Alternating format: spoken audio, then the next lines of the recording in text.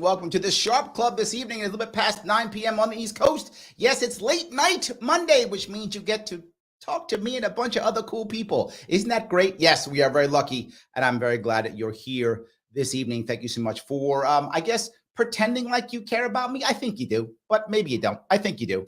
Tonight, we're going to be talking about a very interesting topic that people rarely talk about, and that's the idea of freedom of association.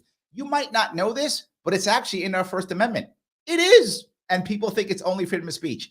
It's also freedom of association. It's that too. I'm going to talk about that this evening. And I'm going to bring on a bunch of people, which I think are going to be amazing. I hope you agree with me. I'm bringing in right now, if I could, Adam B. Coleman. He is an author and the founder of Wrong Speak Publishing. How are you, sir? I'm doing well. How about yourself? I'm doing great. Thanks for coming today. Also bringing in the woman herself, the amazing author, activist, and attorney, Carla Gericke. How are you? I'm fantastic. Hi to all the beautiful people of the world. Thanks for having me. There are lots of people out there. It's true. And also, I'm going to bring in one more person. The woman is she is also an author, also host of the High Noon podcast, Inez Stepman. How are you? I'm good. Larry, how are you? I'm doing awesome. Now, I want to get right to it if I could. I am a libertarian, clearly. I wear it on my sleeve. So we talk all the time about the idea of freedom of association. However, when we bring this topic up, because of our culture, constantly, we get pushed back right away. It's because you want to be free to be a racist or an anti-Semite or a misogynist, or you hate people you only hang with people of your religion, or whatever is the pushback that we get. The negative connotation is massive. We get it a lot, even though we're trying to do what our First Amendment says, to be able to do what we think is right with our people, not forcing our views on others. But the connotation's bad. And I mean, someone who's kind of gone all out, Carla, with the Free State movement, you've got to get that pushback, don't you? Yeah, I definitely get that pushback. I should clarify for people who maybe don't know, the Free State Project is a movement where we're trying to concentrate libertarians and liberty lovers in the state of New Hampshire. So our discrimination there is that we want people who actually value liberty as a core value, people who understand individualism, individual rights, property rights. And of course, with all the rights that come, there's a big humping pile of responsibility as well. Yes. So really, we're just trying to really attract people to New Hampshire to come build what I'm starting to call America 2.0. So when people say, hey, you just want to escape because you want to go to New Hampshire because you don't like people. I mean, I'm sure they say that. It's in the snow. You just want to be alone or whatever, right? You want to get your gun and shoot a bear or whatever they tell you. I don't know what they say, but I'm sure they say something like that. I mean, how do you respond to that? Yeah, I mean, ideas sound radical when people hear them the first time, but when you explain it usually in some kind of historical context, then people can start to wrap their heads around it.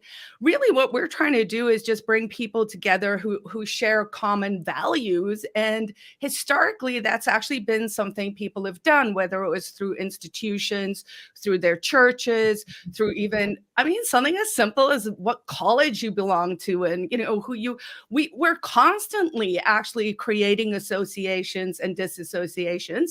This is just a really big one that is in a geographic area.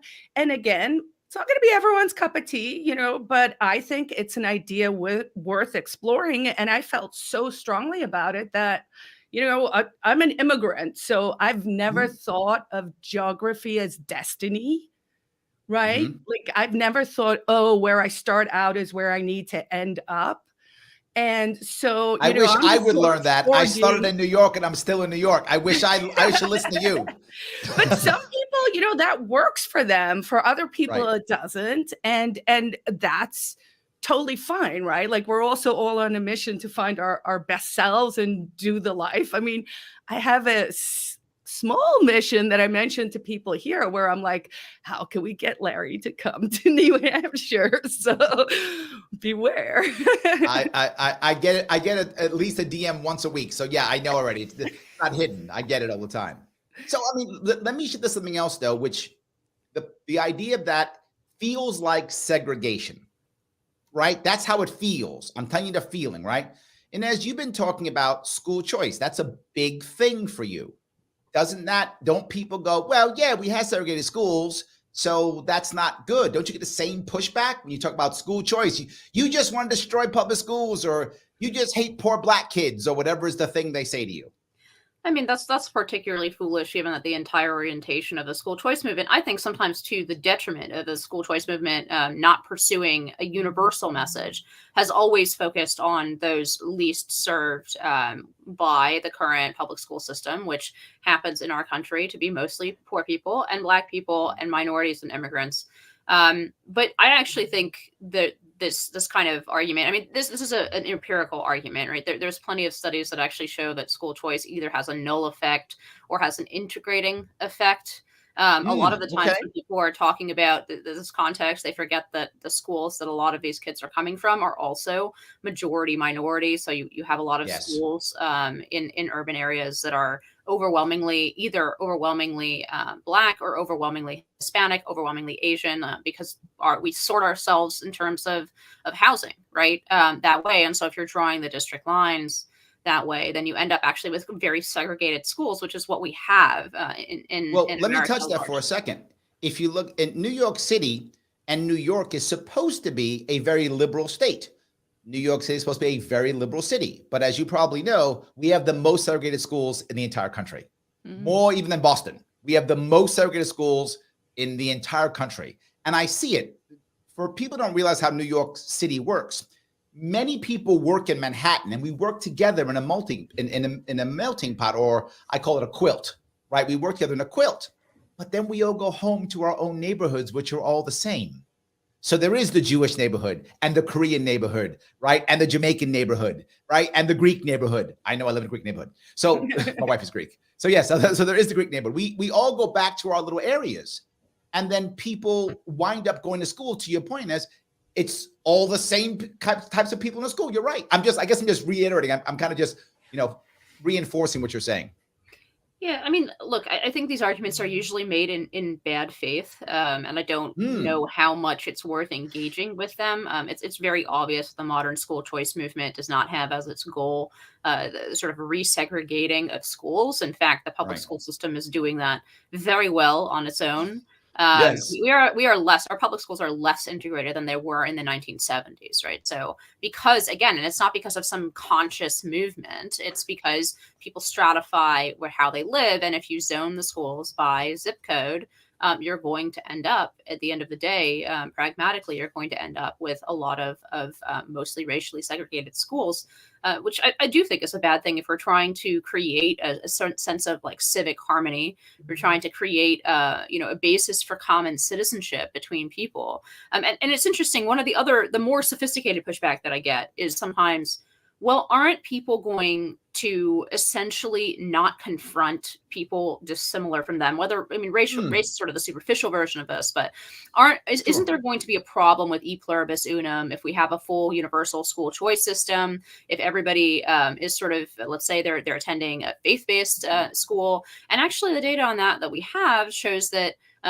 people are actually more tolerant in private schools, where you could say there's some intentional similarities, right, in the people who are coming to a particular private school. It might be that you have a statement of faith, right, or this is exclusively a Muslim school or Jewish school, right? But what my daughter goes to Greek school. She goes to Greek school.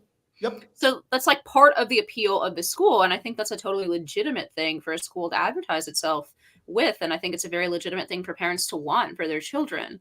That being said, we see actually that people coming out of these private schools, especially those on school choice programs, they actually score higher on tolerance indices, right? When you ask people, it's actually kind of funny how we measure tolerance, right? We give a long list of people and they ask, who do you really hate, right? Atheists, Jews, all racial groups under the sun. Do you hate liberals? Do you hate conservatives, right? They give a long list of different groups of people. And then they ask you a series of questions like, can Nazis march down your street in a peaceful demonstration? Right? What rights are you willing to support for the group of people that you selected that you really despise the most? And so what we find in those surveys and those tolerance surveys is actually that private school kids they score higher on measures of tolerance, which I think says something different, interesting about our human nature, that perhaps we do need to retreat to kind of our own or a culture in which we feel comfortable. But then we are much more willing, when it's not our kids who have to be indoctrinated into somebody else's beliefs, we actually become more tolerant of how the next neighbor down is raising their kids. I think we become, to be fair, I think we become more confident, right? That me and my kids can't be swayed by those crazy Nazis because I've raised myself and my kids and my family so well, I'm not afraid of them.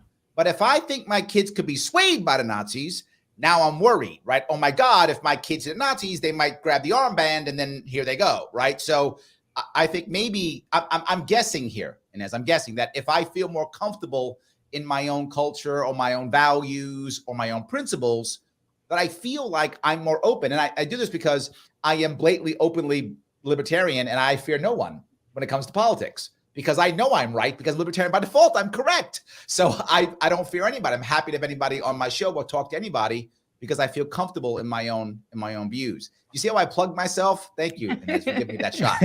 Let me walk right in that one. Thank you.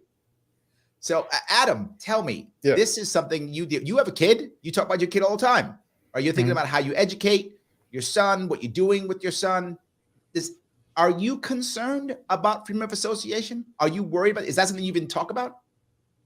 Actually, it's funny because you guys are talking about how there might be controversy around it, but at the same time, I'm thinking this is how people live anyways. Yes. So it's like one of those things that people do, no matter, like, it's just naturally done, whether it's in America or anywhere around the world. Human beings congregate with other people that they find some sort of association with. Like, if you have the ability to move to a neighborhood, you move somewhere that you feel comfortable. So that comfort could be economic comfort, right? You want to be around other rich people because you're rich. It could be religious comfort. It could be racial comfort, whatever type of comfort. And actually, I haven't really written about this, but I've thought about this. The dirty word is segregation. Yes. But the really what it should be called is governmental enforced segregation, right? Ooh, I like where you're going with this. Keep going. Because we naturally segregate ourselves. Like, and that doesn't mean, like, for example, I use the easy example that anybody can relate to. There are Chinatowns that exist all over this country. Yet nobody calls, all over the world, exactly. No one calls Chinatown a place of hatred. It's just a place where Chinese people live, right?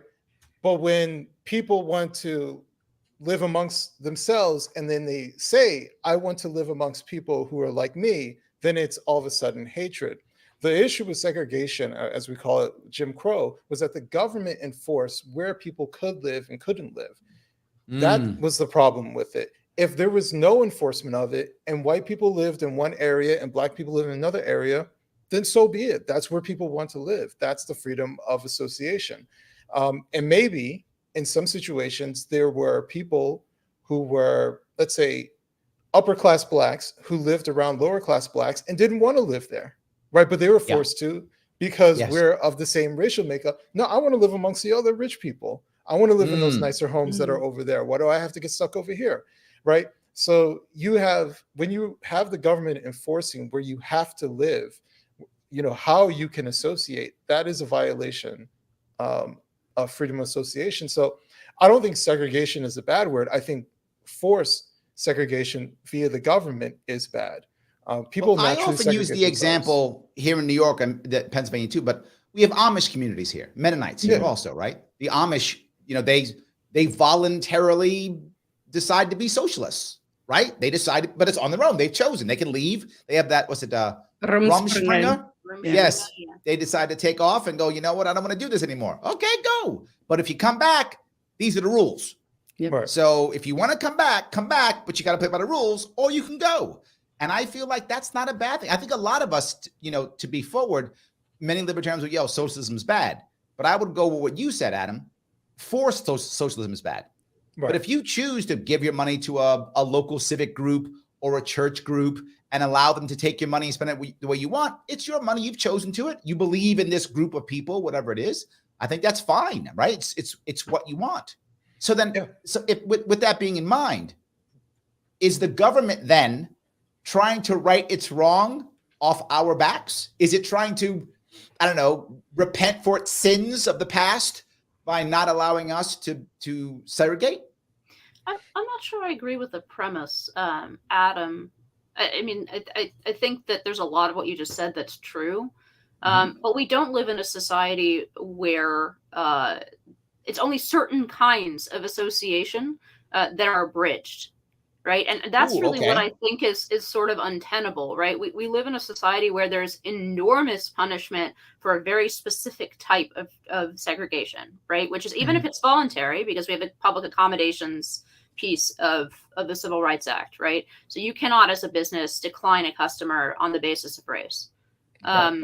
You can decline a customer for a lot of other reasons, right? But what I kind of have seen happening, and I think is untenable, is that public accommodations piece was put in to deal with a very specific historical situation. I don't think there really are actually. I really resent the various parallels to the situation of freed slaves in America going forward even 100 years. Now that experience is sort of applied willy-nilly to like immigrants. I think they've opened up the protected classes Like my to parent, a massive amount of protected classes. So they just increased it. So there's a proliferation of those protected classes now. And the only one of the few sort of attributes that remains an unprotected class is, for example, political association, right? And that's what we're seeing with some of these big tech companies, where they don't need to coordinate in a traditional antitrust kind of manner, right? None of them individually makes up a market share monopoly. But because Amazon can count on all of the other distributors that work with them to ban the same authors as they do, they really don't risk that market corrective, right? Where it's very, very difficult for the free market to deal with collusion between different large companies, where together they definitely have a monopolistic market share, but they're not coordinating on the financial basis. That we have, laws to deal with. We have a long antitrust history, and I know we're all libertarian on this show or whatever, but that we have some laws to deal with. But what we don't have laws to deal with is this kind of cultural collusion where I can count on all my competitors to exclude the same class of customer. And that's very much what was going on in the South, right? Prior to the public accommodations piece of the Civil Rights Act. It was no problem for one motel to decide, hey, we want freedom of association and we don't want to serve Black customers. The problem is every single hotel along Highway 10, right, made the same decision. And then all of a sudden, there's nowhere for the customer to go, and there's nowhere where that market corrective can go. And that was the original sort of conception of the public accommodations piece. And I honestly am starting to think that we need some kind of public accommodations framework for some of these other problems, because I'm all for it. If you want to totally take the government off of all of this, we want no sort of civil rights public accommodation law at all, only the piece of the Civil Rights Act that deals with government action, then fine. But what we have is this untenable situation where there's increasing carve outs for particular types of association, and those are only proliferating over time. And the only ones we don't have carve-outs for are something like political association. That seems untenable long term. I am so going to steal this cultural collusion thing from you, and I'm going to give you absolutely no credit for it. I'm going to act like I thought it up all myself. That's amazing. It's so good. Carla, go ahead. You had something to say. No, I was just going to say, I think a lot of these problems are actually solved if we revert to true property rights. So in the example we just heard, right? So we hear this, so where all the hotels were discriminating, it's like, well, if we actually had real property rights again, and I think about property rights in the terms of, the slippery slope was when we said folks aren't allowed to smoke in their own bars, right? Like the land, the property owner wasn't allowed to say, I am a smoking establishment, right? If you want to come here, you're going to smell tomorrow and suck it up. You're all going to have lung cancer in 20 years, right? We took away those things as we started to become this more, coddling society. And so Carla's pro-cigarettes. I am not pro-cigarettes. What I am pro is property rights, right? Because it solves the problems. It goes back to the first principles. It's the same issue we just saw, right? With business licenses. Way back in the day, people like us were yelling about, don't let them license these businesses because one day they're going to use it to revoke or to control your behavior. What 100%. Did we see during COVID? They revoked everyone's business licenses who were unwilling to comply and to obey. So hold on, Carla. I'll go before that, right? What I've been talking about for years in New York State, when I was a kid in the 70s, right? When I grew up in the South Bronx, and young girls, usually black girls, would sit outside on the stoop and braid hair for money. That was what they made you do. $1, whatever it was, they braid hair for money. It was a thing they would do. Sit out all day at the school and braid hair. Now New York State licenses you. It costs $20,000 to get a license to braid hair in New York State. I'm not joking. That's an actual thing. That's the actual 20 grand. Wow. Yes, because you have to go to college now to braid hair. I'm not joking. Right? Correct. So who does that affect? Such thing as big hair? That's not a thing. Right? It doesn't exist. That's not a thing. The hair lobby. The hair lobby, right? That's not a thing, right? That's literally just stopping young, usually black girls and often very immigrant. Usually it's very common in Brooklyn. Many of the immigrants are from Jamaica and any of the West Indian islands, right there. Some of those islands, they're often from there. Now they go to work anyway. So what happens? The cops harass them. So now they just get harassed. So now the government now is their partner because they get fines. They have to bribe cops. They have to go to black market, right? All those things that make things worse. So I'm reinforcing what you're saying, Carl. I'm just saying it was before COVID. Oh, no, and I understand that. I mean, I was just trying to use a really recent example. I mean, if we all go do our research, you'll find hundreds of examples. Yes. I mean, if the government actually really wanted to do something radical and great, just get rid of professional licensing laws. That would probably reduce the the unemployment rate and poverty rate by 5 to 10% right there. Then if we get rid of noise pollution and the beeping trucks, could probably solve 5% of mental health issues as well. Let's just solve all the world's problems here. I love it. So go ahead, Inez. I think there's an additional, again, these systems are evolving, right? There's an obvious economic cost to the sort of excessive licensure. But now there's an ideological cost as well, because those gatekeeping nexus, like organizations, right? Universities being the most obvious example, but increasingly certification of other types is following in this path, right? Where actually you're not getting certified to braid hair. Most of the people who are paying the $20,000, they're just paying their protection money, right? Correct. But so when they actually require, the worst part in my view is when they require, for example, 2,000 hours of classes. Well, guess what the content of those classes are right now? It's moving towards like, okay, race, class, and gender. You have to read Ibram Kendi in order to be able to get your hair braiding license, right? Yes. So these are ideological choke points now in a way.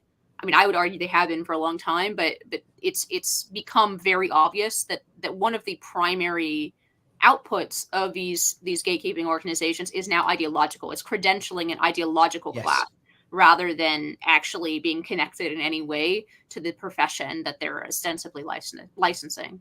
But aren't we now changing our culture with this? and Adam, maybe you see this differently. I don't know. I know I do, but I think our culture has been shifted into thinking that you're no longer valid if you don't have that magical government piece of paper, right? I can't go get my hair cut. You don't have a piece of paper. The government said you can cut hair, even though literally people cut hair every day in their own homes all the time. You can just buy clippers and we go, yes, you just, you know me, I need my special haircuts. Anyway, so you all the time. But I feel like when I was a kid that we didn't need that. And I still feel it now. Like, I don't think the piece of paper matters. Adam, am I wrong here? No, I don't think you're wrong. Yeah, I think we've become more of a credentialist society. We saw that probably to the highest degree I've ever seen it during COVID, where yes, oh, you're right. Expertise became everything, right? It was like, hey, I see a study here and I'm reading it. It's like, no, but the experts say, right? And who are these experts? Well, there's all these credentialed people. And it's like, well, how come the experts aren't reading the studies then? Like, or even doing the studies. Yes. And that's actually, if I'm completely honest, during COVID was where I realized that most of the degrees that, especially coming from Ivy League schools, are worth as much as toilet paper, because it's about how do you question things? Are you skeptical? Are you just repeating stuff that you're just told? Are you applying that knowledge in a realistic way, or are you just regurgitating shit? And the problem that I see is that I see all these people that, if you told me years ago, oh, this guy's from Harvard, Princeton, I was like, oh, okay, this person must be smart. And then you hear them open their mouths and you're like, this is the most dumb shit I've ever heard in my life. And it's a sad thing to realize that even our supposedly best institutions are pushing out people who are incapable of thinking for themselves and questioning anything. And granted, I didn't go to college, so I'm judging from the outside, but when I talk to people, now I like you even more. But when I talk to people who've gone to college, I ask them, like, you spent 4 years in school, what did you learn? And like, nothing. And I'm like, you know what my degree's in? My degree's in anthropology. Never use it ever. Never use it. And this is funny. I've actually taught at the graduate level of Columbia and Yale, and I don't have a master's degree, and I taught business, and I have a degree in anthropology.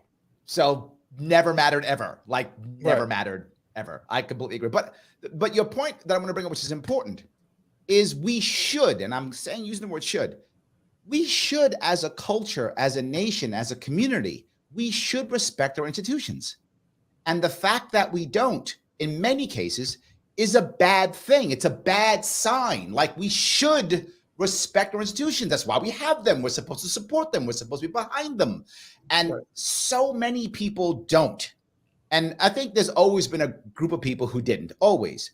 But unless I'm completely misreading everything and people I talk to, things I see, I mean, we really are, as a culture, as a country, turning away from our institutions.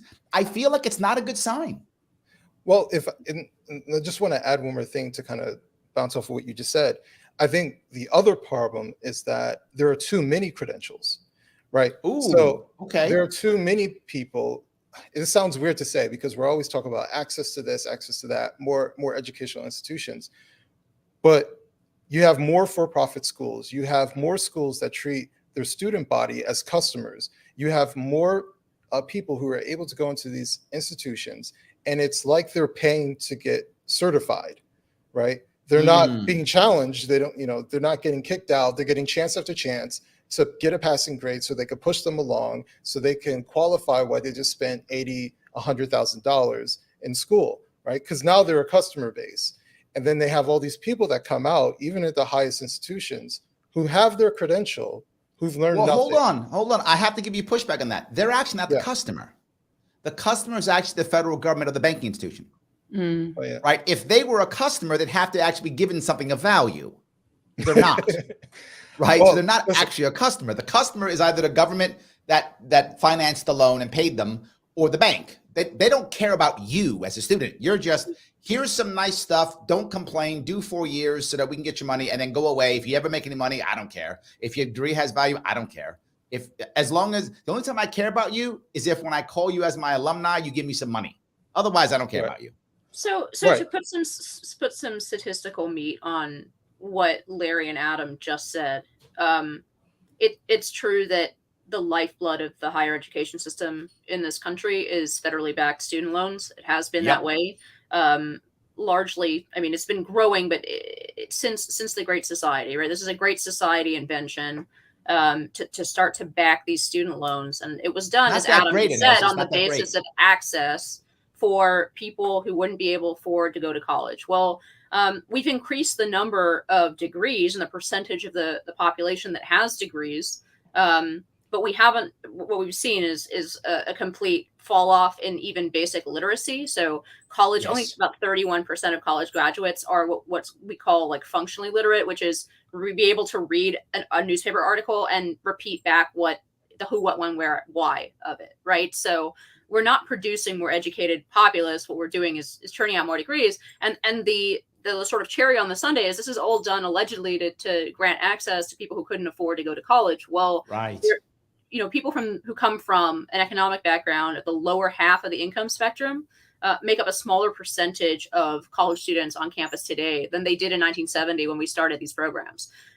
So there's an enormous investment of the American taxpayer, and we have still $1.7 trillion in outstanding student loans, which we are now almost inevitably going to forgive. Unfortunately, like this Biden program is almost certainly going to get struck down tomorrow. Well, the oral argument's tomorrow, but it almost certainly will be struck down because it exceeded his power.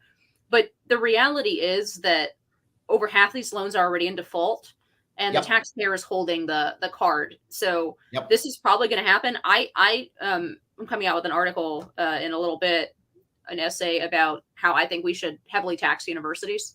I think they should pay for this bailout because in any other situation, we would call this predatory lending. Mm-hmm. Right? Right. So what universities are doing is advertising to every 17-year-old in America who can scrape together a high school degree, regardless of academic quality, because to the point that you just said, Larry, about like, they don't really see them as customers. They're almost like a pass-through, right? Yes. So all they need to do is get an 18-year-old kid to sign on a dotted line, who a lot of people at 18, myself included, don't have any idea of what it means to take out $100,000 in loans, right? No private banking institution would be issuing these loans without the federal backing. Now we have it directly 93% run through the Department of Education because there's no evaluation of what school you're going to, the value of your degree, none of those things. And that allows the colleges and universities to charge endlessly higher tuition because the government ups the amount that's on the loan. And you're just tricking generations of 17-year-old kids into thinking this is the responsible thing to do. And it isn't. And on the flip side, to critique my own side, conservatism, right? There's a lot of critiques about personal responsibility. Well, I don't expect 17-year-old kids to be more personally responsible than U.S. Congress, right? So I do think that has a lot of element of sort of predatory loaning. Something that our culture cheer-led especially my generation of millennials and now Gen Z, like if you were a good student, if you were a good kid, you were on the college track. Like that was what everybody told you. And to expect these kids to like know what it meant at age 18 to sign on the dotted line for $100,000 that the government said, yeah, good, take this loan out, right? The only people who ended up screwed at the end are the taxpayers and the kids who took out these loans. Universities got their money up front. Right. And now they want to pass off that responsibility on the rest of us. And I frankly think we should tax their very generous endowments to pay for. If we're going to bail people out, I think it should come from universities and not from mechanics in Ohio who didn't take out $100,000 to go to college. Agreed. And I'll be a bad libertarian for a second. I'm like, let's foment some class war on campuses. For the life of me, I cannot understand that the students look to the taxpayer to say, pay these student loans when these Ivy League colleges are sitting on billions. Hold on. Let me touch both of these real fast. One, it's like, I got to touch both pay pieces your here. TAs more money, please. But the kids, I understand. I don't agree. I'm explaining what I'm saying. I'm not agreeing what I'm about to say, but I understand why kids think that. Because we can bail out banks, because we can give $100 billion to other countries, because we can throw that money someplace else. The kids go, what about me? I'm an American. I'm a kid. Why won't you give me money? Why do you bail the bank out or bail out some industry or give money to the farmers or send money to Ukraine or whatever is the thing we're doing today, or give money to Saudi Arabia? They always say that. And to be forward, they have a point in that regard, right? They do. Again, I'm not saying it's the right thing to do, but I get where they're going. But I have another answer for you.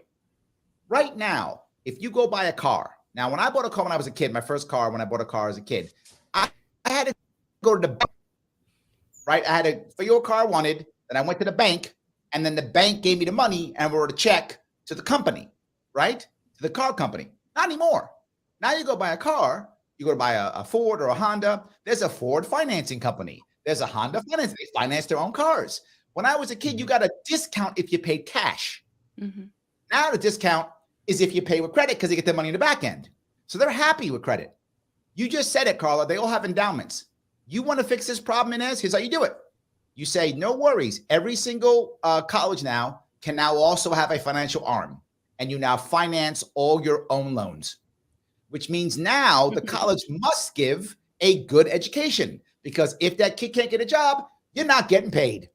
So you can't keep raising prices, because then people aren't going to your college, because you would never give them a loan. To your point, why would you give an 8-year-old kid a loan when you know he's never going to finish college? He's never going to pay you back. It would change everything. So I'm agreeing with you. Make them pay, then make them finance.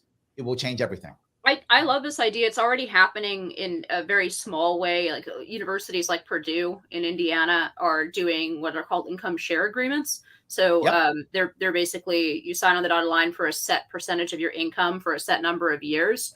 And then they finance their own. So they finance their own students. So like if they don't deliver on their credential and the value of their credential, their percentage of that student's income for the next 10 years after he graduates college is smaller, and they don't make their money back, right? So it puts skin in the game, but that's fundamentally the problem. There is no skin in the game at any of these universities. There's a variety of ways to fix it, but like we need to make sure that the universities have a skin in the game for the success of their graduates, because right now they do not have that, and that's why they're able to raise the costs endlessly, right? Well out of proportion for what their degree is actually worth, and that is bad for everyone except the universities. So guys, let me do a little bit of admin real fast if I could.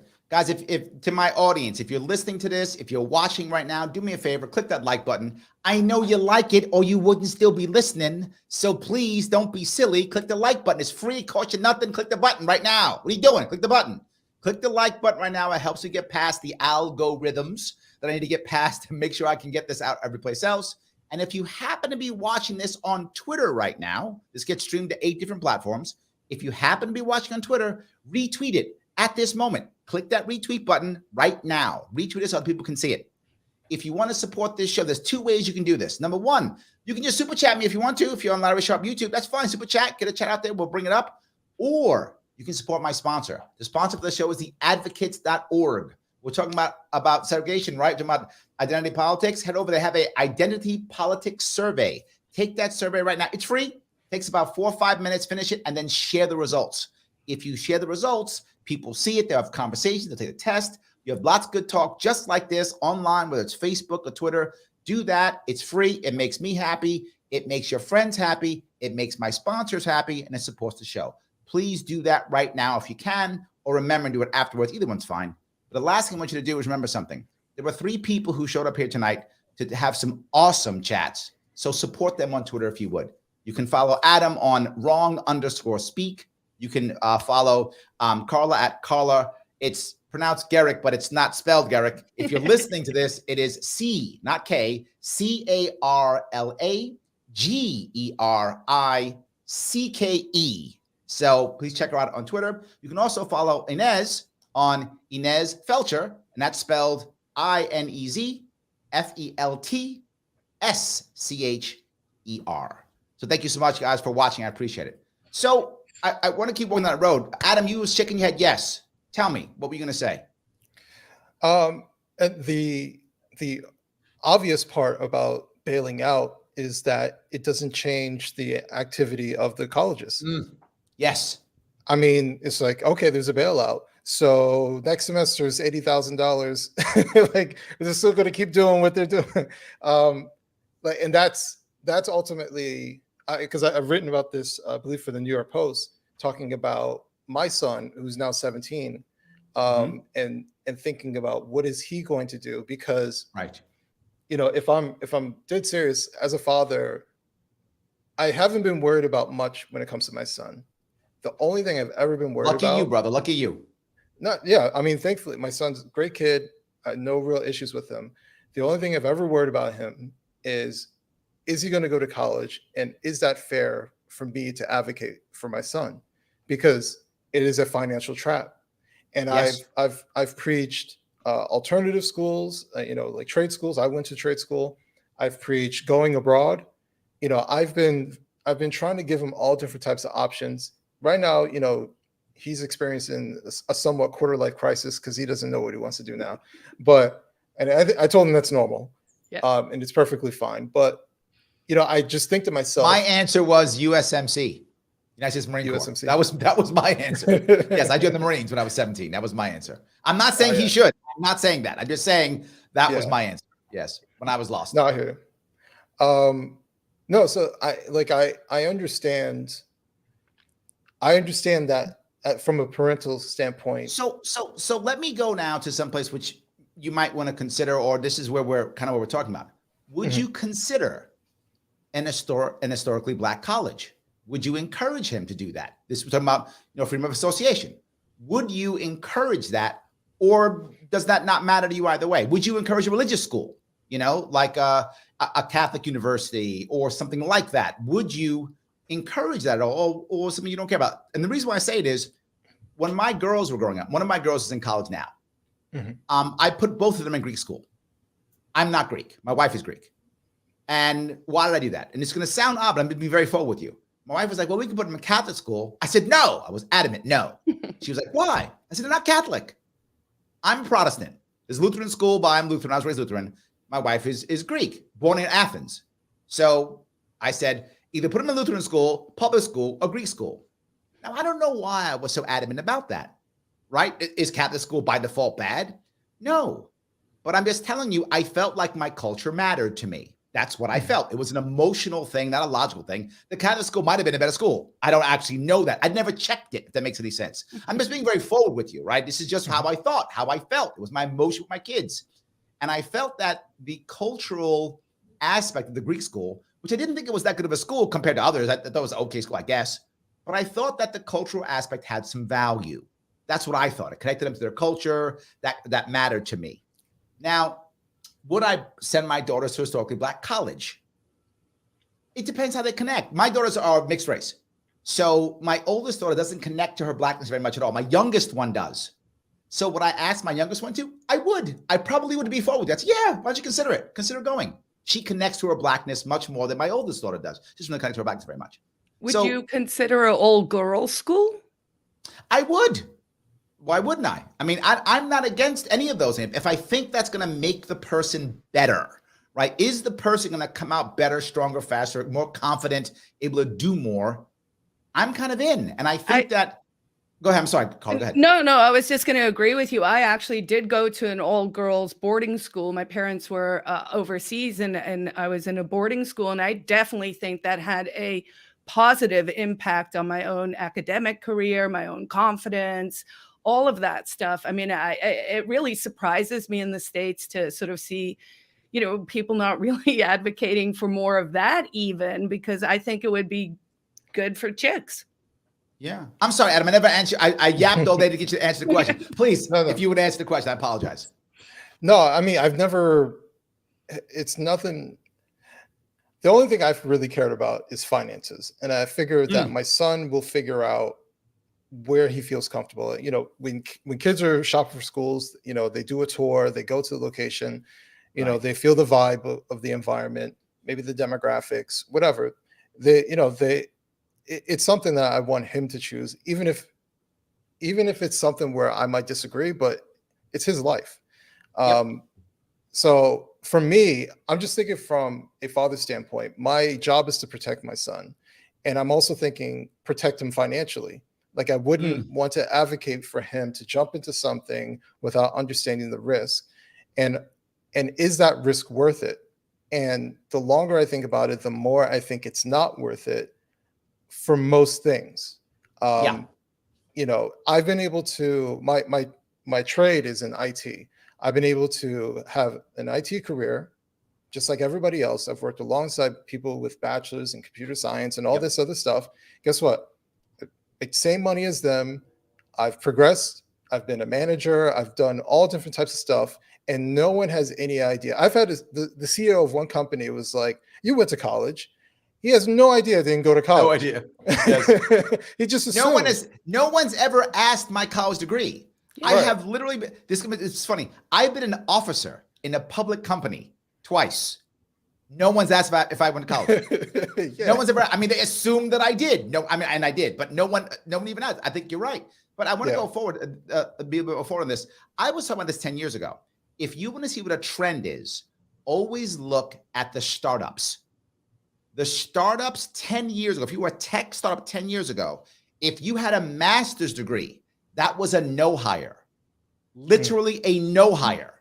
So if you were in a startup tech and you had a nope, garbage, resume, garbage, it was a no hire. So I already knew in a tech world that was going away, right? That's already going away. You're also now starting to find it in the finance world.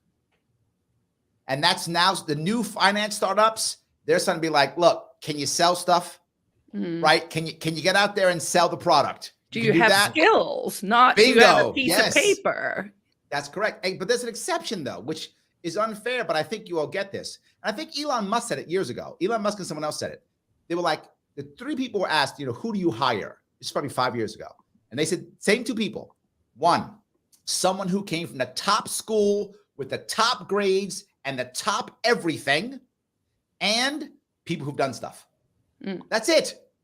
Those two people, right? So they want the people who have all of the possible cool stuff with the connections and the high thought process of everything, who don't do anything, but have that. And then people who do stuff. Those people they want to hire. I'm sorry, we yapped away. Inez, go ahead, please. I'm sorry.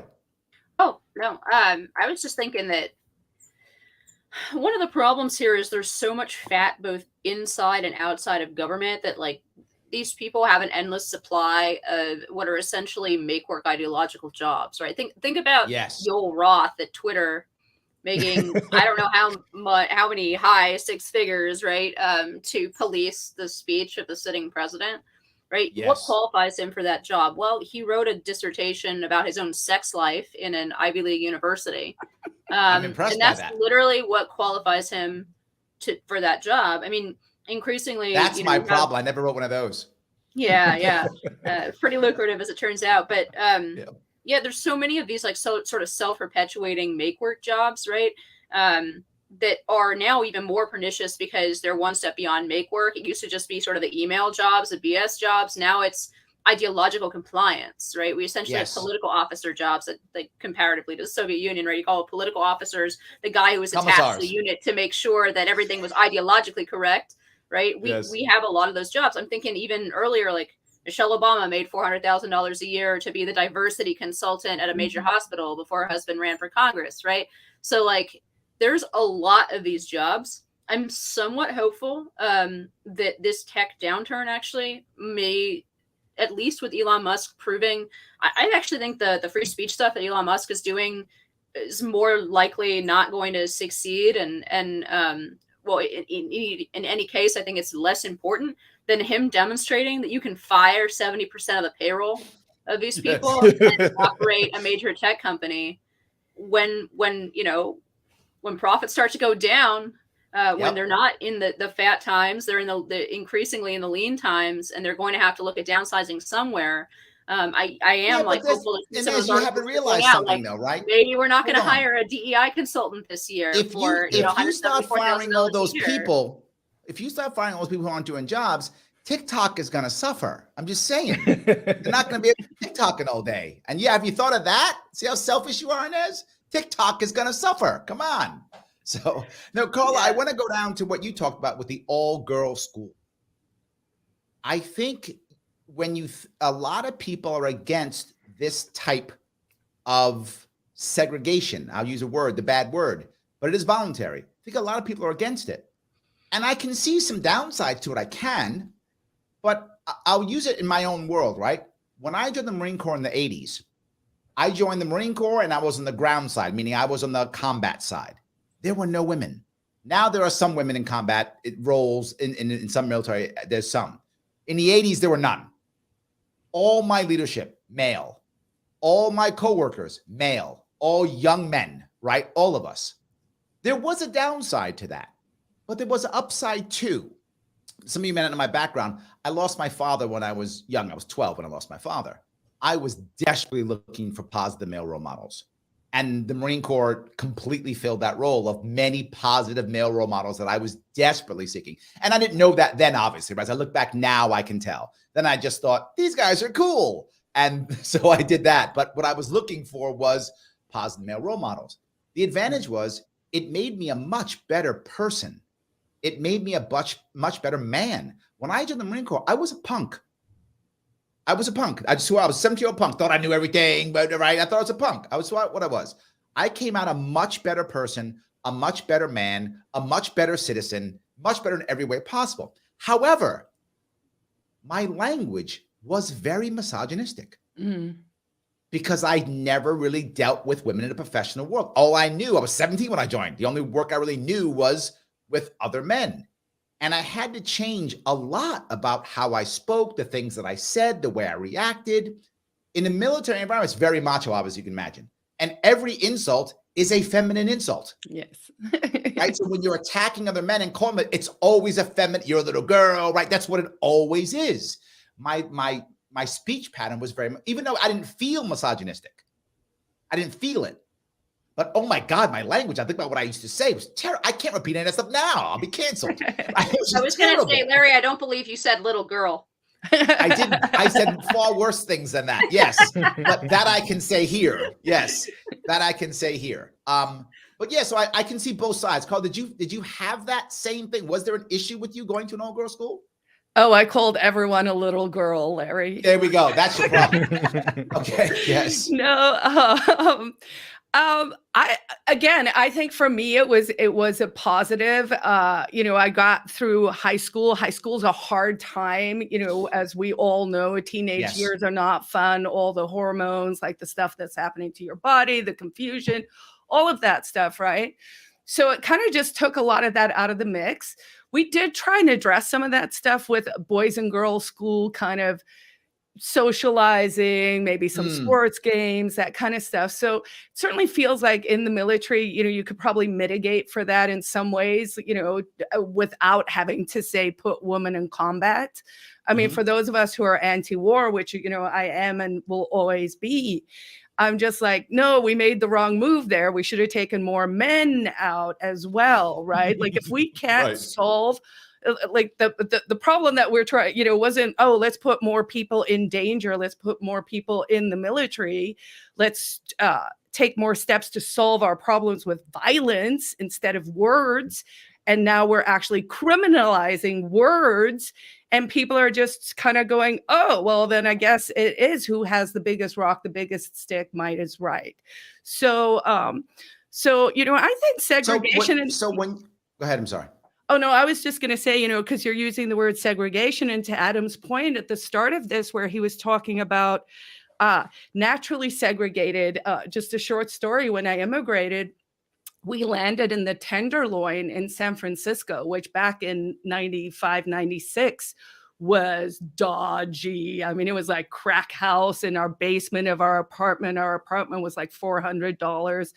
The whole thing. You can't get a closet for that now. Yeah. And, like the bathtub was in the kitchen and all of that. But I really remember coming and I came out of the apartheid era. I was an anti-apartheid activist. I, was in law school. I went to Nelson Mandela's inauguration. Turns out, he was a commie. That's a problem too. So, but we try and fix the problems we're consulted with as they are, in our milieu. And I remember being in San Francisco and being genuinely confused about Oakland. Like I was like, but wait a second, like I came from an apartheid background where it Right. was like that. You had a white city and a black city. And then I Yes. moved to America, to the richest part of, Silicon Valley. I worked at Apple and Logitech. And you had a white really city big and a black fancy city. firms. And I was like, but wait a second, what's up over there in Oakland? Right. And I just thought, wow, so these things can happen naturally, and they don't have to be based on bad intentions. And in fact, I think so much of what we are confronted with right now in the world is misaligned incentives. When we look at all of these things, right, like the incentives for most things are not aligned. Like the incentive for college isn't to instill critical thinking and make kids curious. It's to make you do a dogma.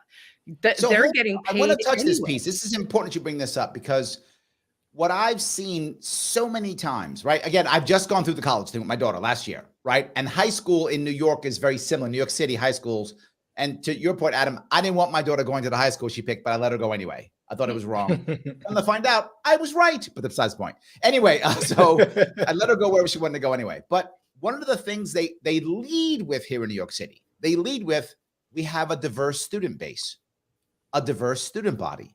They don't lead with, we're a good school, or our grades are good, or our placements. They lead with diversity.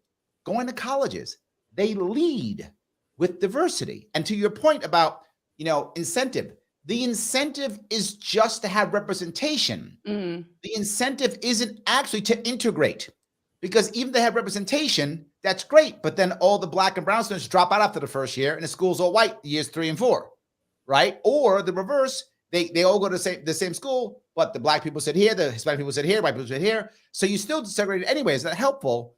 So all of those are problems. But that gets to the other point, which bothers me. It's one of our biggest issues when it comes to all of this, which is intent versus impact.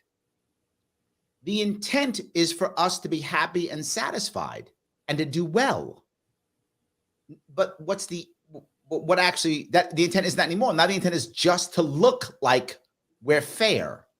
That's it. And it's the wrong intent now, right? It's a perception versus reality. I mean, I actually think we're at a very big moment. I mean, I remain optimistic. I think, whether we go from awakened to woke, and then, we push too hard on that side, but the notion of being awake, is we're trending towards some kind of enlightenment. So I do think, we are grappling with these really big questions. But yeah, I know you said we should plug something, so I'm going to plug it while I lost my train of thought. I did want to let everyone know, if you're watching this show and you're curious about the Free State Project, it's a very unique and weird thing, but we just did this. And they bug me like every week. We just did this series with NBC Boston, actually. They spent a good 6 months with us. I mean, I felt like I was in a reality TV show. I'd have the mic on and they'd follow us around and stuff. And they made an 11 short episodes. They're only 13 minutes each. They've dropped the first 8 are out, but it actually gives a pretty good sense, I think, to people what we're trying to do up here, because a lot of people who've moved for the Free State Project are solution-based, right? Like I think all of us here understand we're grappling with really big issues.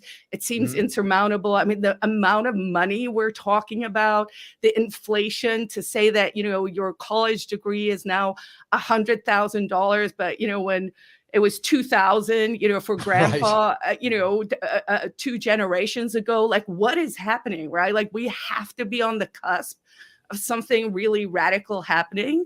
But 15 years ago, I was like, yeah, I don't think we can fix these problems. Let's see what we can do in a smaller space, because segregation can be down to... I want to ask, I want to make it simple. How does someone reach out to the Free State movement? What do they do? Is there a website they go to? Is there a Twitter account they go to? What do they do? Yes. So you can find everything under freestateproject.org, fsp.org. It's NH Free State on Twitter. We have a huge Facebook group and all of that. And the NBC Boston thing is on NBCBoston.com, and it's called Life, Liberty, and the Pursuit of New Hampshire. And Ooh, I so, like that. and then we have a bunch of events coming up. And Larry, I'm taking this moment and actually to Adam and Inez as well. If you guys can make it to Pork Fest this year, please come. It's going to be our 20th annual Pork Fest. It's the third week in June. It's amazing. It really gives you a sense of the community. So many people that I have met over the years have a sense, you know, of what is this? And then they come and then they sort of see we're families, we run the gamut, we're all races, we're all, you know, like all of the good things that you could say about a community, we're really trying to do while also making sure that, you know, again, I think some of these problems are insurmountable. I don't think we can fix them in DC. Well, let me be clear. You have some people here. Michael Brown is here. He says, hello, gentlemen, ladies from Keene, New Hampshire. So we do have some there. There we go. Hi. So some people are actually here from New Hampshire. Let me grab a couple of comments real quick, if I could. Alan says, freedom of association can't be ignored forever. People want their freedom. And I think that's the black market. Right? When you don't allow people to associate, that's the speakeasy, right? That is the black market that we create and we gather on our own in secret. Yep. Right? I think we do that, don't we? I mean, that's what I see constantly. So I think we kind of have to let this go eventually. I think we have to. So yes. Sam says the emphasis on desegregating schools being increased relative to the 1990s and 2000s because other forms of community have been destroyed by the state. Mm. Well, I always say the more government you add, the more community you destroy. Yeah. I think it's very true. Yeah. The more government you add, the more community you destroy. I think that's true. And a family, you know, I mean, it's been the destruction of the institutions, the communities, and the family, right? So they're going, if you look at it from a big problem, narrower and narrower, I was going to say earlier, you know, you can talk about segregation of you as the individual, right? Like you start as your island, and then you kind of, that's how I navigate the world, is I've decentralized down to me. And then from here, I'm kind of like figuring out, okay, how do I have the freedom of association? And it is based purely on my values and what I dig about other people and what I find interesting. So let's go to that. Let me go to the most controversial piece. What about dating? Right? I mean, don't I get to associate with who I find attractive, right? And what if I only like hot Latino women? That's all. I don't, but I'm saying, but I mean, they're beautiful, but that only. But what if that's what turns me on? That's what turns me on, right? That's the only thing that turns me on is hot Latino women. That's all. I'm making this up, right? But that's the only thing. Am I a racist now? Am I bad because that's what turns me on? If that's the case, or what if the reverse? What if it's not even turns me on? What if it's ideological? What if I feel like I should only marry a black woman because I want to make sure that I have more black children? What if it's that? Am I racist now? I'm not saying I am or not, but people do believe that. What if I only want to stay with my religion, not because of race or ethnic, but because I feel that my religion is important to me and I can never marry someone who's not my religion, right? What if I'm Jewish and I want to marry some Jewish, Muslim, marry some Muslim, Christian was Christian? What about if I feel that I don't want to marry, I'm a Christian, so what if I don't want to marry someone who's not Christian? This is also freedom of association. But I think now we're starting to turn and touch a spot that's kind of touchy for a lot of people. But to your point, Carla, if it's okay for me as the individual, is it also okay for a community or a family or a state or a nation or any of those things? How far do we go? And now recently, gender, right? There are people who will say if you won't date a trans, if you're a straight male and you won't date a trans woman, well, now you're transphobic. Is that a thing, right? So where does that go? So I think this loops back a little bit to the fact that we have freedom of association only insofar as it doesn't come into contact with the protected categories, right? And those protected categories are expanding, even to the absurd point of telling, you know, a guy that if he's not attracted to a quote unquote woman with a penis, like that he's discriminating against.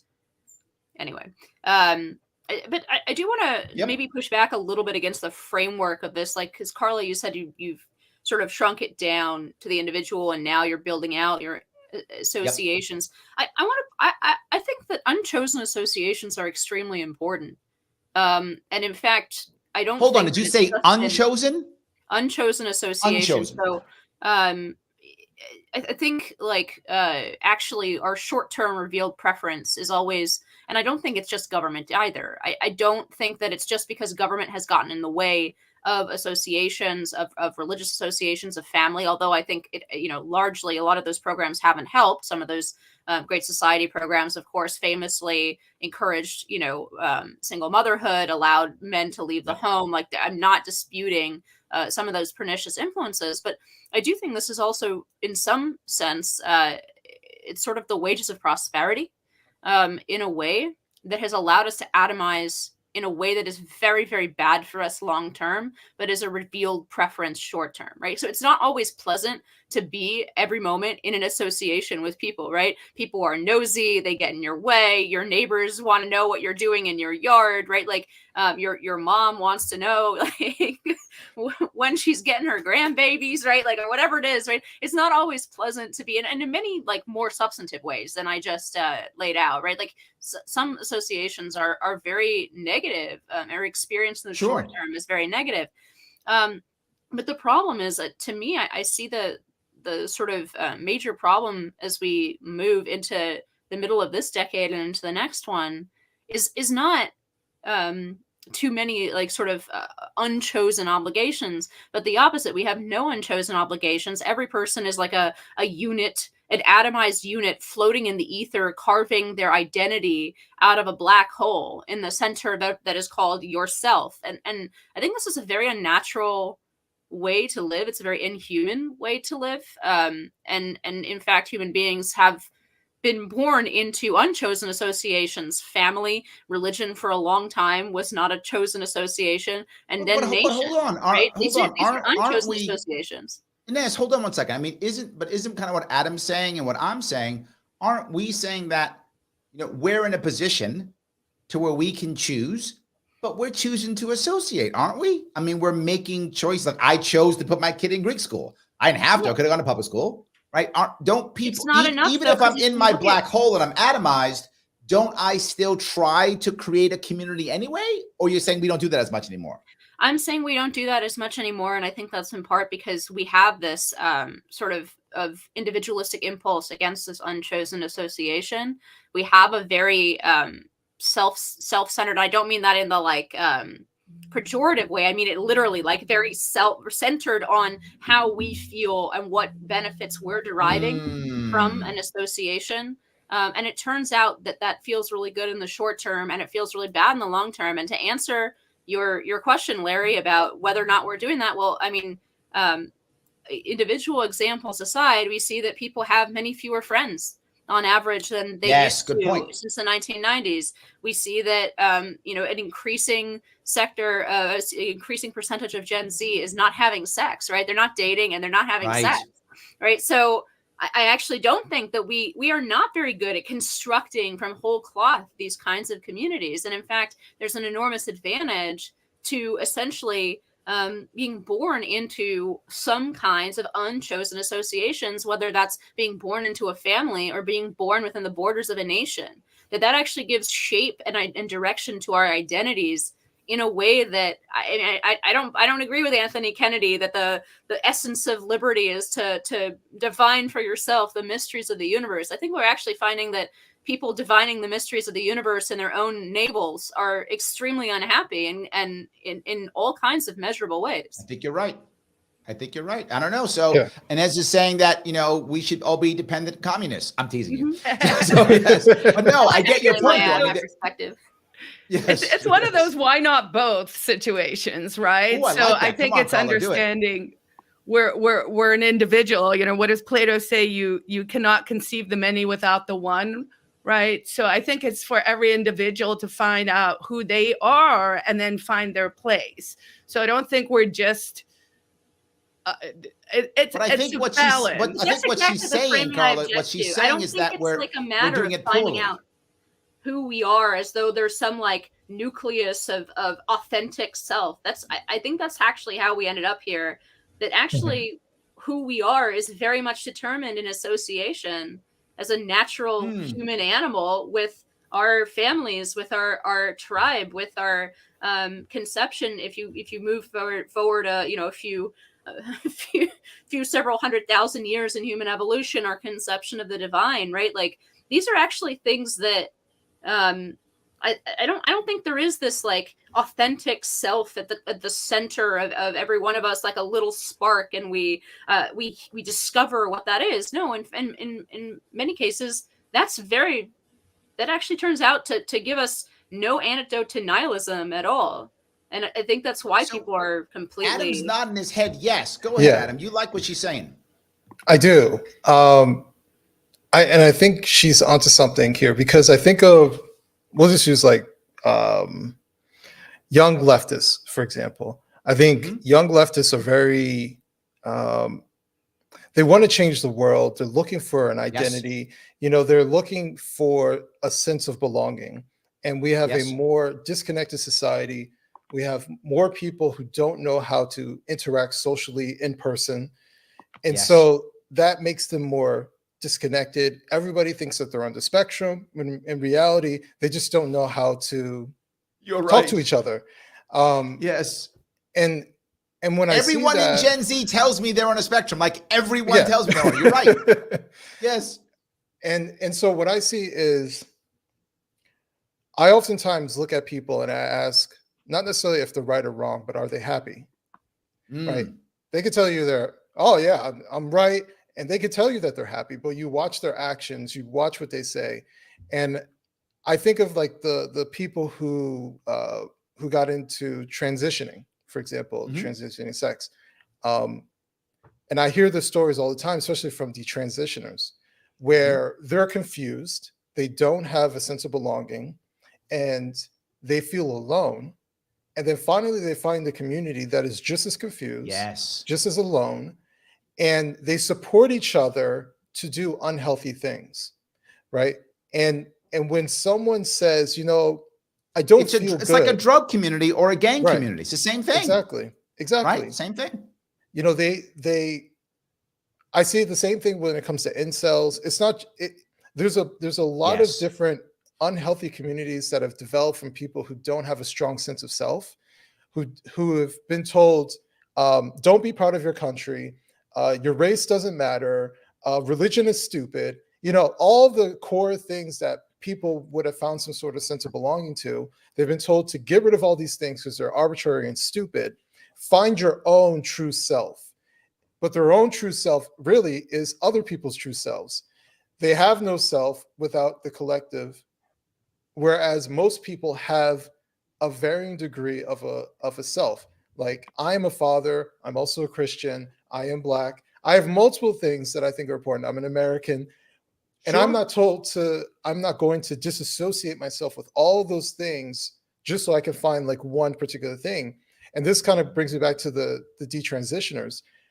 For the ones who want to leave, they can't, because that's all they know.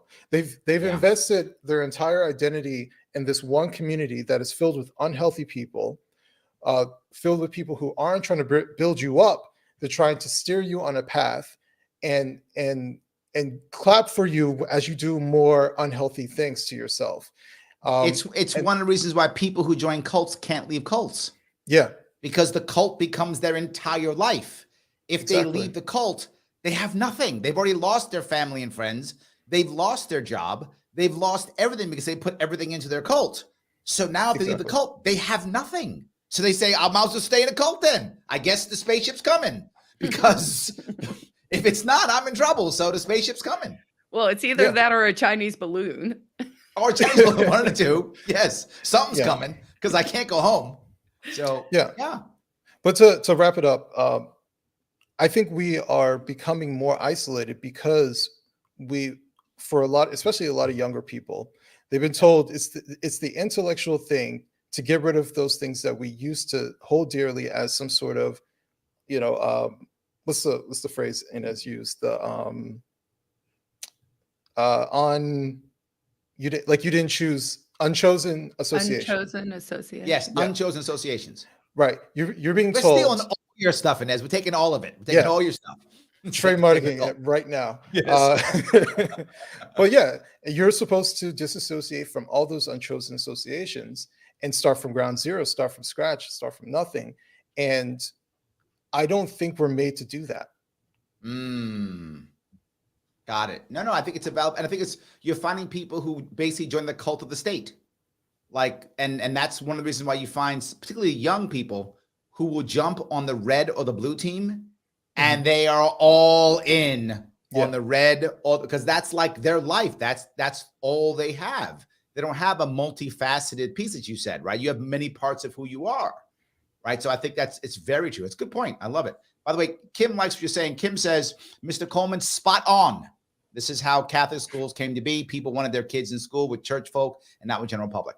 So Grace says, socialism won't work without capitalism or markets. Hence, the forced part comes into play. So a lot of people are commenting on what we talked about earlier. So I'm a little bit late on some of these comments. I apologize. So yes, Dave says, the hair braiding cartel is what they need a license in New York City, probably. Yes, damn cartels. That's what it is. So, and then Joel laughs. He says, licenses, permit certificates, keep us all safe. LOL. Yes, absolutely. So a lot of people, I think, are against a lot of those things we're talking about. So let me grab a couple more if I could. I have a bunch of this. I want to pop a couple of these out here if you could. A little bit of admin here. Adam's on a roll. You got some fans, Adam. You're doing something good here. People like you. There we go. Thank you. You got a little bit of that. I love that. So Alice says, I'd rather live my life in my own control, not government control. I think that's true. But again, the problem that we have, and I think COVID showed us this, and this goes back to my association piece. And I'm biased by New York City, obviously, right? Because I lived most of my life here. I'm raised here, born here. So I am biased by New York City. But when I was a kid in New York City, I knew my neighbors. Like I lived in an apartment building. My parents both worked. And the woman who watched us, the kids at the school, we all went to one woman's house after school. I think she was Puerto Rican or Dominican. I actually remember I was like 7 or 8. I don't remember how old, but I remember she spoke Spanish. I think she was Puerto Rican. But we'd all go there. And the price was basically food. Everybody would bring tons of food. Her refrigerator was filled with chow. And that's how we paid for health care. And I have a child care. That's what we all did. That was the way that we did that. But now, if you look at New York City now, most people don't know their neighbors. They have no idea. It is a city that is packed. And in certain parts of New York City, there are 60,000 people per square mile. That's how packed we are in certain parts of the city. Yet we're a city of 8.5 million lonely people. Yeah. So I think that's a very tough. So I see it that way. So I hear what you're saying. And I feel like we're still being alone. We're not connecting. And one of the reasons why is, and I know it's going to make some of you listening who aren't libertarian angry, it's because government has stepped in so much that communities have forgotten. They no longer have the institutional knowledge to support themselves. And COVID showed this. When the COVID lockdowns happened, so many communities fell apart. They didn't know how to educate their own kids. They didn't know how to do healthcare. They didn't know how to do childcare. They didn't know how to do anything because for literally generations, government had taken that responsibility from them. And the people who know how to do it either moved away or were dead, literally, either moved away or were dead. And so many of these people didn't know what to do. In New York City, as they locked us away and said that essential workers were only government workers, no one else was essential except government workers. We, at 7 p.m., we got outside, not me, obviously, but people got out at 7 p.m., and we clapped for all the government workers who were keeping us safe and protecting us and locking us in our homes. That's next level Stockholm Syndrome. That's like tier 2 Stockholm Syndrome. We were sitting there just clapping for our jailers. And I think if we would have had stronger communities, we would have ignored our jailers. We would have just ignored them. And how do I know that? What exploded during this time? The black market. The black and I market will exploded. say, in our community here in New Hampshire, we're about 6,000 Free Staters have moved here, and we've built a real alliance with, the Live Free or Die crowd up here in New Hampshire.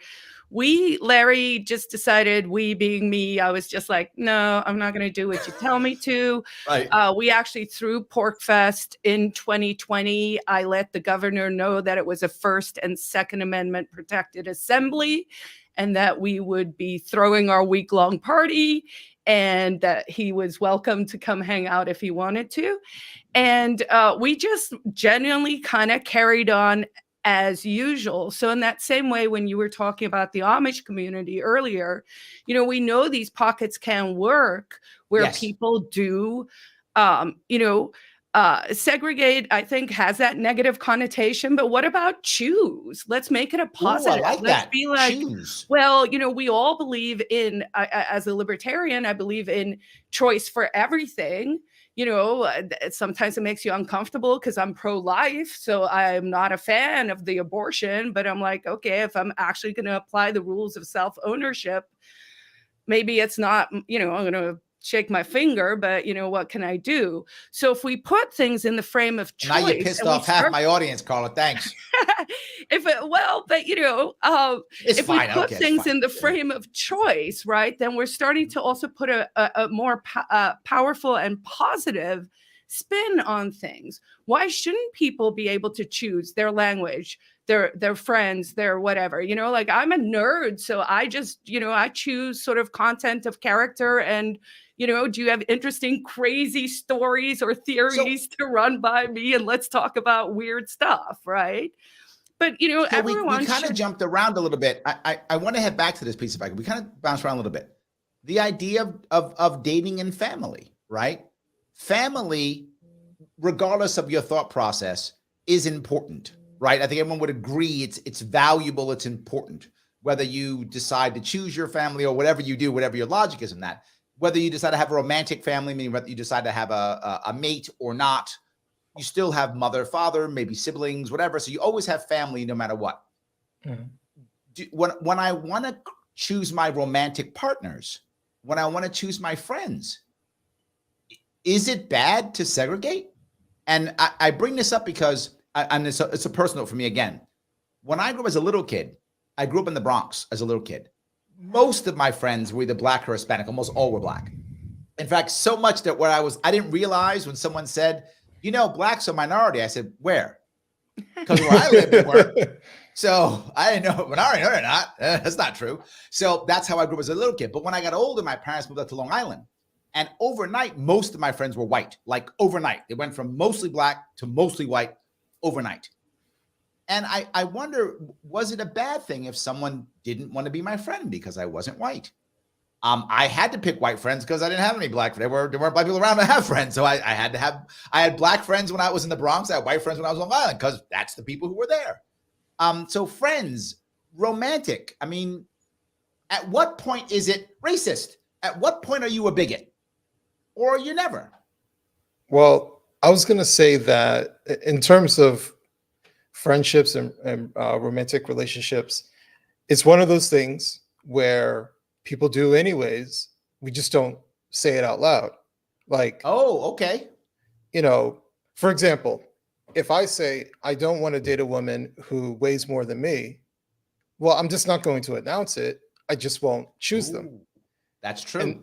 And that's why I think like this whole thing about freedom of association, when we start talking about it, then it makes people uncomfortable. Then it confronts like all the things that we naturally do anyways. Women, you worse than Carla. You worse than Carla. You really messing up now. Yeah. Go ahead. I'm just using that as an example, but just like it could be anything. It could be sure. I think it's absolutely silly when someone says someone who is white only wants to date people who are white. It's like, well, yeah, most black people only want to date people who are black. Like people want to date whoever they feel comfortable with, whatever it might be. And some people want to date people maybe that is not like their culture. Yep. They want something different. Maybe they see something. I knew a guy, true story. Yeah. He was a Christian, but he loved Jewish women. So he went on J-date to find a spouse because he loved Jewish women. So I think you're right. Some people are like, look, that turned him on. Okay, right? No argument for me. But to be forward, when he told people this, a lot of people thought that's weird. Like they didn't like it. You could tell there were some people who didn't like it.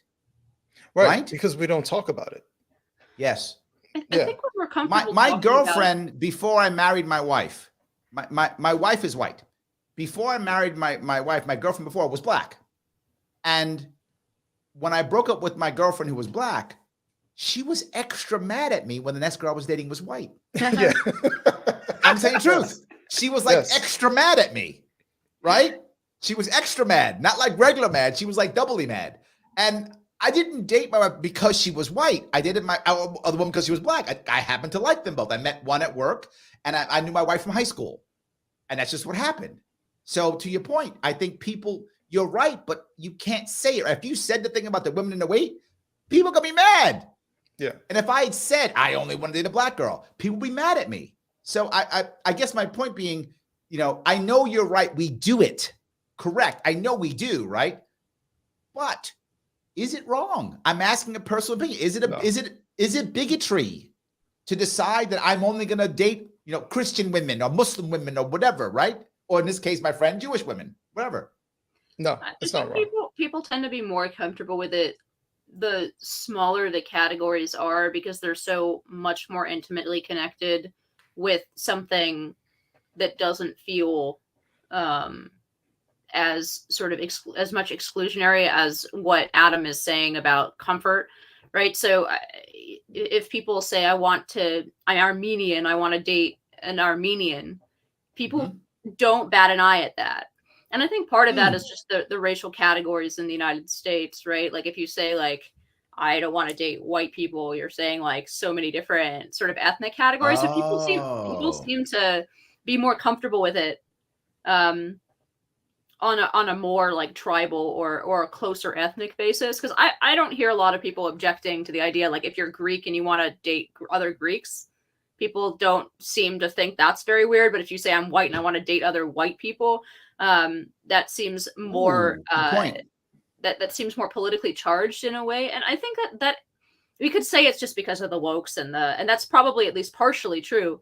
But I think there's something real there as well, which is that, there isn't really like a white uniculture in the same way. Like you have like, I don't know, my background is Polish and Jewish, right? Like I'm white. I mean, does that really that much in common with somebody who, for example, has like a Nordic background or an English background or a German background? Like their family and their family traditions or cooking traditions, that comfort level may not be like, like at that large but category, something you may not realize, this is also in a black community too, right? Black immigrants from the West Indies, from Nigeria, from Africa, have a different culture than African Americans. So that also exists in the black community. And you'll see many times they fight. There was a from the 90s, it was a Living Color skit from a Jamaican family and then the non-Jamaican family. And the Jamaican family, how many jobs you have? How many jobs you have? Right? Because they always work hard. They gotta have jobs, all the jobs, right? So, you only have 2 jobs? Oh, you're lazy, right? That's that was a stereotype of the immigrant from the West Indies who would work all day long, but the native-born American black man who had 1 job. Oh, what a chump he is. He only has 1 job, right? And so I think that does exist in the black community too. And most people don't know that unless you're in the black community or you happen to watch that skit from the 90s.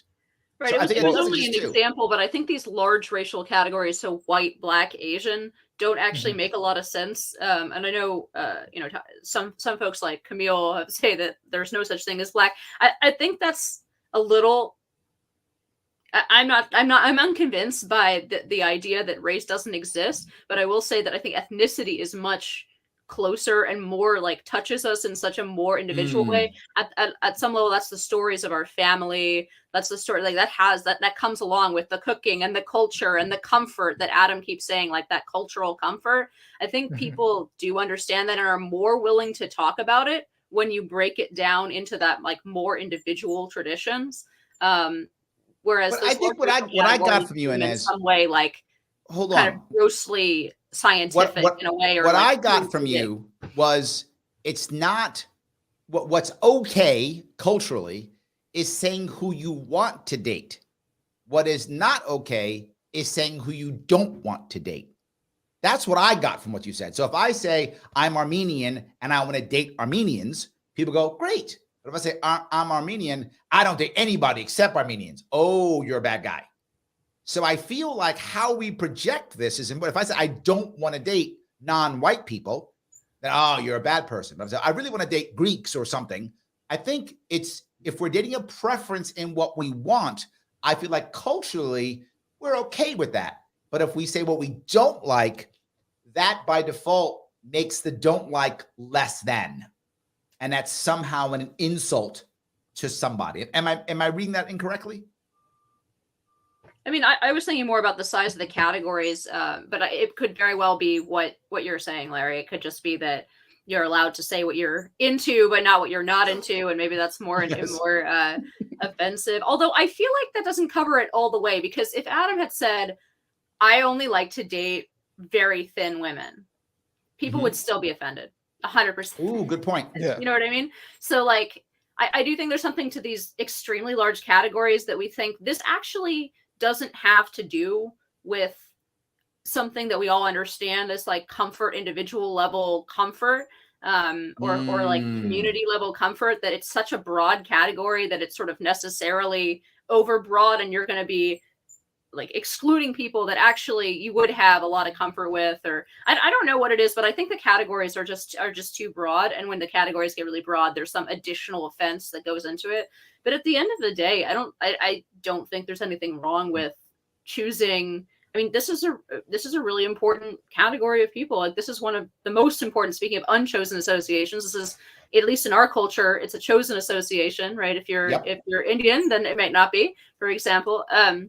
But it is one of the most important decisions that you're going to make, and it makes perfect sense for people to want to align with various either cultural traits, or even, I know this gets thrown out there every several years, there's the bemoaning over the fact that Republicans and Democrats don't want to date each other.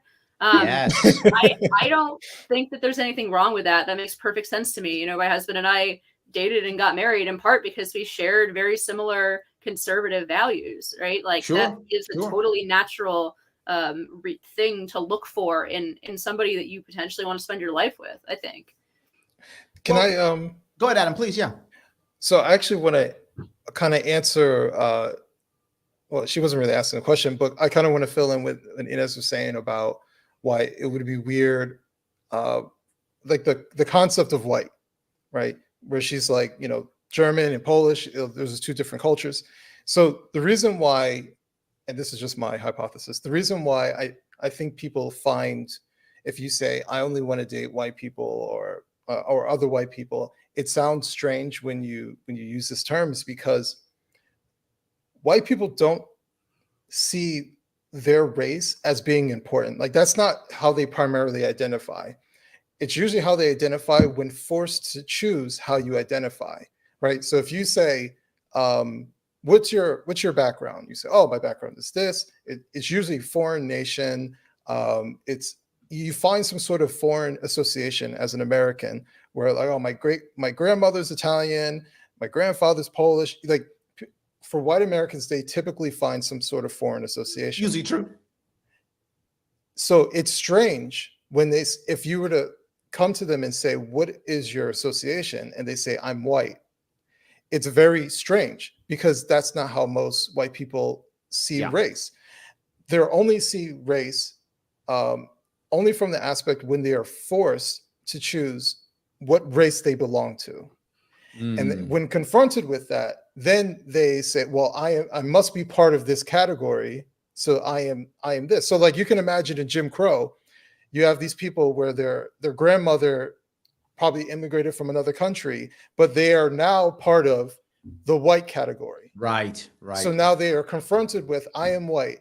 And so at post Jim Crow, I would imagine, granted I wasn't around, but I would imagine for a lot of white people, they had that beat out of them that associating with white race is a bad thing.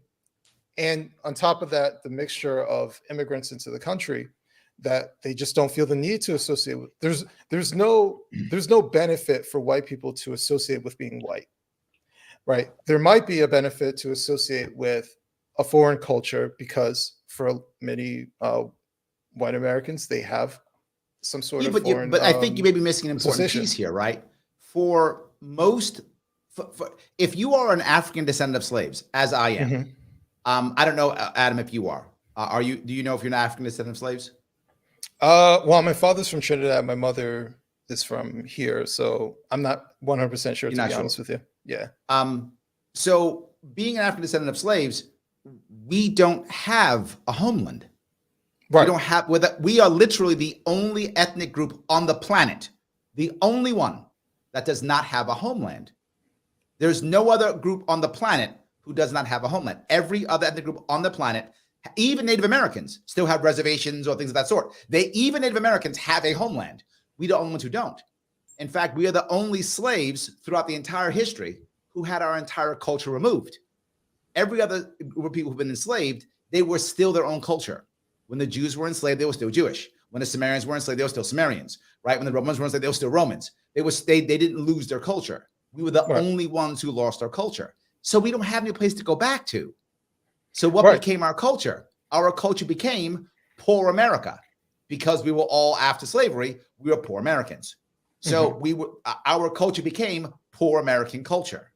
So it changes how we're looked at. If you come from Nigeria, which in New York, a large Nigerian community, they don't think of themselves as poor. They think of themselves as Nigerians. They come from Nigeria, right? Many Jamaicans don't consider themselves African Americans, consider themselves Jamaicans. Many of them do. If you are an African descendant of slaves, I think that's a difference that other people don't have. Right. And that actually furthers my point. That's why race is still important to Black Americans. Polling shows this, that for most Black Americans, I think the polling I saw was that it is at least somewhat important to extremely important. I think it was like 80-something percent, 83% for Black Americans, that being Black or their race is something that is important to their, it's central, that's what the wording was. It was central to their identity. For white Americans, it's the polar opposite. It was like 13%, right? White Americans don't see being white as being central to their identity, unless being forced. They only refer to themselves as white when forced to. So we can blame government for this. Right, you just made my night, Adam. There you go. Can blame government for this. I was gonna say, believe it or not, that's what I was trying to set up. Is that. And I've only seen it written. So is it pronounced ADOS in person or ADOS? But that ADOS is a very special category of essentially Black Americans who were cut off from that kind of ethnic identification. Whereas if you're a more recent immigrant, it's Caribbean, Jamaican, Nigerian, right? And those things feel they're more analogous to like the Polish, the German, the whatever, Italian, and so there is this like very special category of American descendants of slaves, and it's very specific, who just are, and I don't know, I haven't thought about it the way you said that, Larry, but it's like the only people who were we have some general idea of what parts of Africa most slaves came from, but there is no that history was largely cut off from people. So that there is like, this is the category. It's a perfect 1-to-1 for a lot of American Blacks. Is this ethnic and racial categories are a 1-to-1? They're a single circle, right? Whereas and I don't think this is something unique to whites in America. I think the same thing is true. Like Hispanics is kind of a fake category, right? Like Brazilians versus Argentinians versus Mexicans. You know, this is not like Cubans and Puerto Ricans for Asians, Filipinos versus Japanese. Like these are radically different cultures. So I think that is part of it. Just the unwieldiness of the large racial categories, which actually only fit in this one very interesting historical circumstance where you have a group of people who have lost that smaller ethnic heritage by force, right? Right. Exactly. It's true. Well, David says, love what Carla has to say and definitely like her stance on being pro-life. There we go. So you made some friends. We're all good. I like that. Yes. Dave says, you couldn't do it in living color today. You couldn't. No. That is correct. And that was, and the funny part is, everybody who was in charge of that was Black. And you still couldn't do it today, right? I mean, everyone in charge of that, like they were like token white people. Like Jim Carrey was like a token white guy in the 90s, right? That's who that was. And that's how that show was made. You couldn't do it now. I completely agree. Let me do a little bit of admin if I could. Guys, if you're listening and you like this, please hit that like button if you haven't already. If you haven't hit it already, is your finger broken? Please hit that like button. It does matter. Use your nose. I don't care. Click the like button. It does matter. Please do it. If you are watching this on Twitter, please retweet it right now. It does matter. If you want to support this show, you can by going to theadvocates.org and taking one of those very special surveys. They are the sponsor of my show. They would like you to take a survey and share it online, please. Please do that. It makes me happy, makes them happy. It supports the show, and it's free. One other thing that's free, you can follow these people here right now who gave us an hour and a half of their time this evening and gave us some very cool talk. Please follow Adam on Twitter at wrong_speak. Please follow Carla at Carla. I'm going to spell the last Carla for Carla, and it's pronounced Gericke, but it is spelled Gericke. And also please follow Inez, and if you're listening, there's INEZFELTSCHER. Guys, anything we're missing before we wrap this up? Speaking of ethnic complications, our last names are Absolutely. Yes, absolutely. Yes. That's a funny one. But I'll give you an interesting another piece of information. The vast majority of Black people, their last name is simply their slave owner's name. Right? I'm Black on my father's side. Sharp is the name of the people who owned me, owned my family. It's not, there's no name to it. There's no background to it. It's just people own me, which is why you find so many people who are Black in America named Freeman or White. Because when they were freed, they picked that. I'm a free man now. My last name is Freeman. Or I'm saying like a white person. My last name is White. So many of them picked the last name White or Freeman, and why some picked Washington, the first president, which is why you find so many Black people families who have those names, because they chose them once they were freed. So little trivia for you guys. That's all. Little trivia. So in any case, guys, I want to say thank you so much for coming on today. Everybody else, thank you so much for watching. I appreciate it. I will be on tomorrow, by the way. For those of you who want to keep watching me, I'm doing my radio show, Shortwave Radio, tomorrow out of Western New York, Rochester, tomorrow at 1 p.m. Now, also, hopefully, we'll be on Kennedy on Thursday evening and doing my show yet again on Friday, having a person from the Forward Party on to talk about the cool party, the Forward Party. Guys, have a great night. I will see you all